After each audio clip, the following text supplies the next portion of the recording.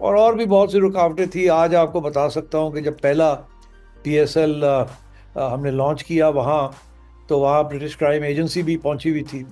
تو 3 گھنٹے پہلے میچ سے پہلے مجھے بلا لیا گیا، وہاں ایک کمرے میں لے گئے اور کہنے لگے جی ہمارے پاس ایویڈنس ہے کہ آپ کے 2 پلیئرز جو ہیں وہ اسپاٹ فکسنگ کرنے والے ہیں.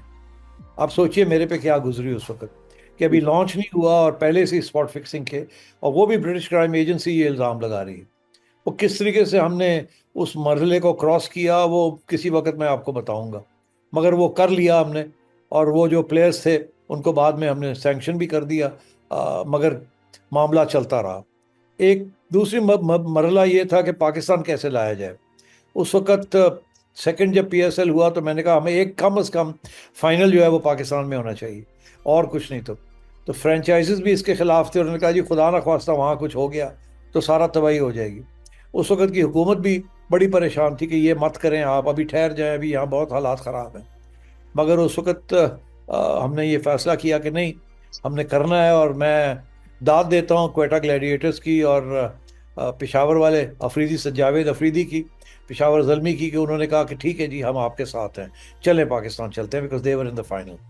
تو مطلب ہے کہ سب نے ہاتھ بٹایا اور پھر ہم نے فائنلی رسک لی اور ہم نے کر دیا. اس کے بعد پھر راستہ آہستہ آہستہ کھلنا شروع ہوا جب فورن پلیئرز نے دیکھا کہ نہیں ایسی سیکیورٹی ٹھیک ہے. پھر ہم نے آئی سی سی سے ایک انٹرنیشنل ٹیم ہم لے کے آئے ٹو پروو کہ سیکیورٹی ٹھیک ہے. اس کے بعد میں سری لنکا گیا، میں نے سری لنکنز کو کہا کہ دیکھیے آپ کی وجہ سے یہ ہماری انٹرنیشنل کرکٹ ختم ہو چکی ہے، because of what happen to you. تو آپ ایک ایسے کریں کہ ایک ٹرپ ہمارے ہاں لگا لیں، ہم آپ کو گارنٹی کرتے ہیں کہ everything will be fine. اور میں نے انہیں یاد دلایا کہ جب آپ کے ہاں سول وار ہو رہی تھی اور بم پھٹ رہے تھے کولمبو میں، اس وقت بھی پاکستان نے فیصلہ کیا تھا کہ ہم آئیں گے آپ کے ہاں کھیلیں گے. تو اب وقت آ گیا آپ ہمیں واپس آئیں آپ اور ہماری راستہ ہمارے لیے کھلوائیں. تو اس وقت پھر سری لنکا بورڈ نے فیصلہ کیا ٹھیک ہے ہم ایک میچ کھیلنے آئیں گے. تو سری لنکا آ گیا. بسم اللہ الرحمن الرحیم. السلام علیکم. میں ہوں سلیم خالق اور آپ دیکھ رہے ہیں پروگرام کرکٹ کارنر.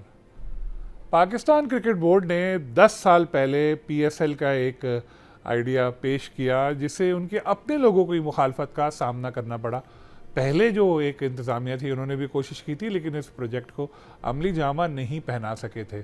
پھر نجم سیٹھی جب آئے تو انہوں نے کوشش کی کہ اس طرح اس ایونٹ کو آگے لے کے جائیں. بہت ان کو بھی مخالفتوں کا سامنا کرنا پڑا، مشکلات کا سامنا کرنا پڑا. لوگ کہہ رہے تھے کہ یار یہ کیا ہے، کوئی فائدہ ہوگا نہیں، پی سی بی کو لاسز ہوں گے اور اس پروجیکٹ کو ختم کرنا پڑے گا. لیکن دنیا میں اسی طرح کی لیگز ہو رہی تھی اور آگے بھی ہونے والی تھی، تو پاکستان پیچھے نہیں رہ سکتا تھا.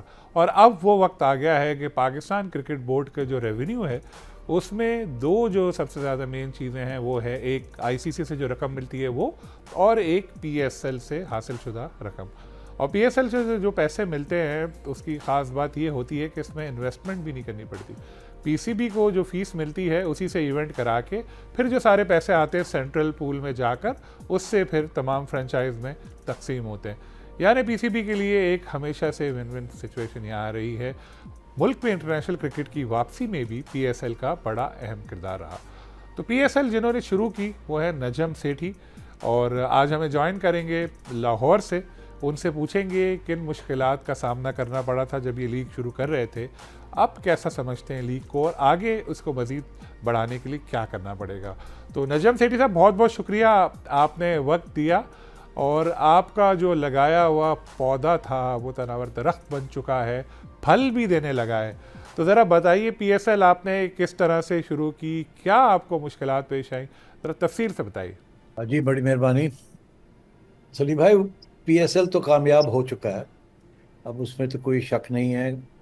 جتنی ریونیو پی ایس ایل سے آتی ہے تقریباً اتنی ہی ریونیو اب آئی سی سی سے آتی ہے. تو پی سی بی بالکل انڈیپینڈنٹ ہو چکا ہے، اسی لیے میرا خیال it's one of the 4 boards in the I C C جو کہ اپنے پاؤں پہ کھڑے ہیں financially. So yes P S L has been a success.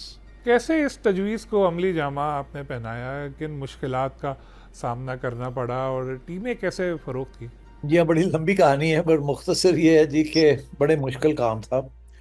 جب میں وہاں پہنچا تو مجھے بتایا گیا کہ جی 2-3 سال سے کوشش کی جا رہی ہے کہ ایک پی ایس ایل جیسی چیز لانچ کی جائے، مگر پریویس ایڈمنسٹریشنز نے بڑی کوشش کی ہے، 6-7 کروڑ روپیہ بھی خرچ کر دیا ہے، لوگ بھی ہائر کیے تھے، مگر ہو نہیں سکا ان سے.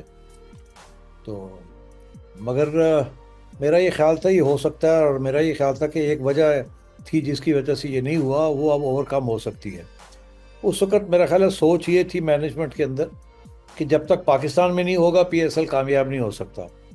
میرا موقف یہ تھا کہ ضروری نہیں ہے کہ شروع میں پاکستان میں ہو، کیونکہ اس کے سارا فائنینشیل ماڈل جو ہے وہ آئی بالز کے اوپر ڈیپینڈ کرتے ہیں، اور آئی بالز جو ہیں وہ اب براڈ کاسٹنگ میں ہیں، اسٹیڈیمز میں اتنے نہیں ہیں۔ اسٹیڈیمز کا جو حصہ ہے وہ بہت اسمال پارٹ ہے گیٹ ریسیٹس، جو زیادہ جو ریونیوز ہیں وہ آپ کو براڈ کاسٹنگ سے آئیں گی۔ اس لیے اگر آپ دبئی میں بھی کریں یا کہیں اور کریں تو یہ کامیاب ہو سکتا ہے۔ یہ ایسی سوچ پہلے نہیں تھی، پہلے یہی تھا کہ جب تک پاکستان میں نہیں ہوگا تو کامیاب نہیں ہو سکتا، اور پاکستان میں فورن پلیئرز آنے کے لیے تیار نہیں تھے، تو یہ سب سے بڑی رکاوٹ تھی۔ تو آئی تھنک سائیکولوجیکلی وی ٹوک اے ڈفرنٹ اپروچ، اور وہ کامیاب ہو گئی۔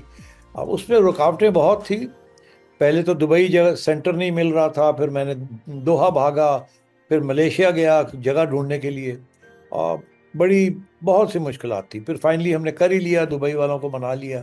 ہمارا اپنا بورڈ جو تھا وہ بھی مطمئن نہیں تھا، انہوں نے کہا جی کیسے ہو سکتا ہے، پہلے ہوا نہیں تو اب کیسے ہوگا، آپ غلطی کر رہے ہیں، ہمارے پیسے ضائع ہو جائیں گے۔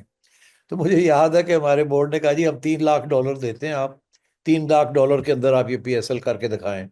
اور اس وقت میرے چیئرمین تھے شہریار صاحب، بڑے نفیس شخص، ونڈرفل مین۔ تو انہوں نے کہا کہ نجم یہ نہیں ہو سکتا۔